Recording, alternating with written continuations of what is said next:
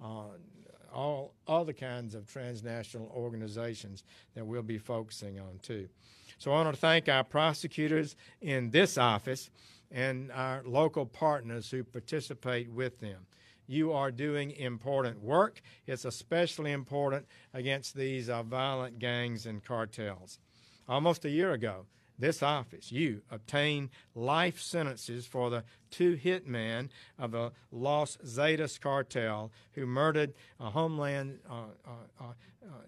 HSI Special Agent Jaime Zapata and attempted to murder HSI Special Agent Victor Avila. These were vicious crimes against 2 outstanding law enforcement officers, and you have brought them to justice. And so I especially want to thank AUSA Michael DiLorenzo, AUSA Fernando Sanchez, trial attorneys David Carpel and Karen Seifert, as well as AUSA Jocelyn Ballantyne, former Assistant Deputy Chief Andrea Goldberg. Great work to all of you. Thank you for what you do. And, of course, that case was investigated by our FBI agents and with the assistance of ATF, DEA, Marshals Service, Custom Border Patrol officers, and the State Department, along with our allies in Mexico. This is a perfect example of what law enforcement cooperation looks like and what we have to have. Taking on transnational criminal groups like the cartels is a priority of the President and for his administration. The same day I was sworn in as Attorney General, President Trump ordered me to disrupt these criminal groups in an executive order. We've embraced that goal, and we have been faithful to it every day. And this is true at Main Justice. It's true in this office and in other offices around the country. For example, we've hammered the vicious MS-13, which is, as you know, based in El Salvador. With more than 10,000 members in the United States, this gang is the most violent gang in America today. And the people in this room know it well. MS-13 has put a special target on Washington, D.C. and the surrounding area. The people of this city remember the brutal killings of Cristian Sosa Rivas and 15-year-old Damaris Reyes Rivas from Fairfax County. Sosa Rivas was just 21 years of age when his mutilated body was found along the Potomac. And according to testimony, Damaris Rivas was stabbed 13 times with knives and a wooden stake in the woods in Springfield. We're also told it was all captured on video to show the gang leaders back home in El Salvador, the ones who ordered the hit, exactly what they'd done. They were so proud of it. The Washington area also remembers the brutal killings of Nelson Omar Trujillo. 8 MS-13 members lured him to a park in Falls Church, stabbed him to death with machetes and knives. In that very same park, Gerson Aguilar was beheaded and buried by MS-13. A total of 13 defendants were charged for this murder. MS-13 member Jonathan Fuentes was sentenced to 10 years for helping run a prostitution ring that specialized in selling underage girls. At hotels in Washington, Maryland, and Northern Virginia, the girls were given drugs in an effort to make them dependent on their traffickers. In Alexandria, MS-13 member Jose Juarez Santamaria was sentenced to life in prison for trafficking a 12-year-old. MS-13 member Alexander Rivas and Rancy Amaya were also behind bars right now for trafficking underage girls in Washington. Well, I could go on and on. You know the story. There are countless stories of disregard for human dignity and life. The consequences for this community are grave. We have these kind of prosecutions all over the country, but we know we have a serious problem here. Last October, I designated MS-13 as a priority for our OCDF, our Organized Crime Drug Enforcement Task Forces. As this group knows well, these task forces bring together a broad coalition of our federal prosecutors, our DEA, FBI, ATF, ICE, HSI, IRS, the Department of Labor, Inspectors General, the Postal Service inspectors, Secret Service, the Marshal Service, and the Coast Guard. Great partners in the OCDETF project. It brings together just about every federal law enforcement agency there is. It's, as it's been said, the Swiss Army knife of law enforcement. With Adam Cohen in charge, they're going to be even more effective and aggressive than ever. Thank you, Adam, for undertaking this task. I've enjoyed talking with you about it, and I can sense the enthusiasm and determination he has as he takes on this task. These agencies have diverse capabilities and jurisdictions, but they have one mission: to go after drug traffickers and criminal organizations at the highest levels. MS-13 sell drugs, but they're not primarily a drug trafficking organization.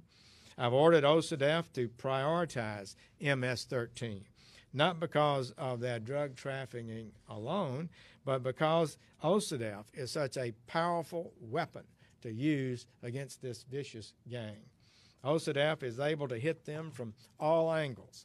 That's why I've ordered them to prosecute MS-13 members for any violation of law that we can prove whatsoever. Not just drug laws, but anything from RICO to tax laws to firearms laws, just like we took Al Capone off the streets. I've told our OCDETF people to use whatever laws we have to get these people prosecuted, dismantled, and off our streets. So today I'm announcing our next steps to carry out President Trump's order to take MS-13 and other TCOs off the streets. I've directed FBI, DEA, OCDETF, the Department's Criminal Division, to identify top transnational criminal organizations that threaten our safety and prosperity. Based on the counsel that I have received from these experienced professionals, today I'm designating the following 5 criminal groups as our top transnational organized crime threats, ones that we are going to focus on and give special all-of-government attention to. MS-13, our new Jalisco cartel, the Sinaloa cartel, Clan del Golfo, Lebanese Hezbollah.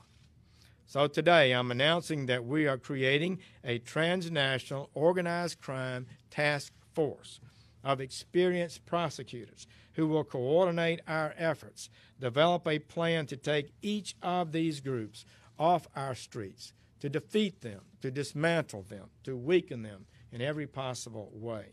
The new task force will be led by Rod Rosenstein, our capable and effective Deputy Attorney General. And I want to thank Patrick Hovakimian in his office, in Rod's office, who will be stepping up and taking charge of this task force. The new task force will be organized into one subcommittee for each of these target organizations.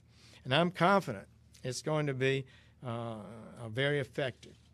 The subcommittee on MS-13 will be led by Assistant United States Attorney John Durham of the U.S. Attorney's Office in the Eastern District of New York.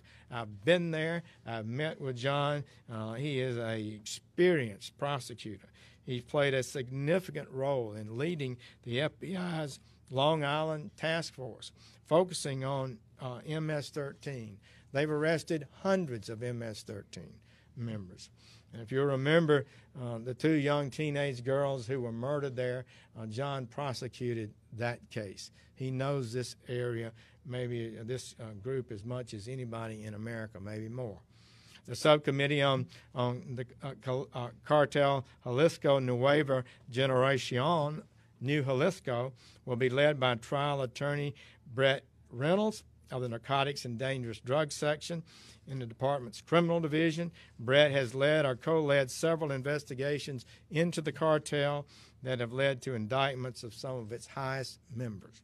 The subcommittee on Sinaloa will be led by Assistant United States Attorney Matthew Sutton of the United States Attorney's Office for the Southern District of California.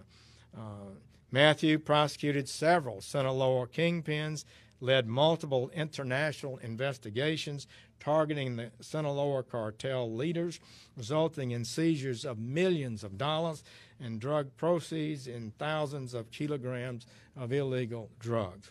The subcommittee on Clan del Golfo will be led by Assistant United States Attorney Robert Emery of the United States Attorney's Office for the Southern District of Florida.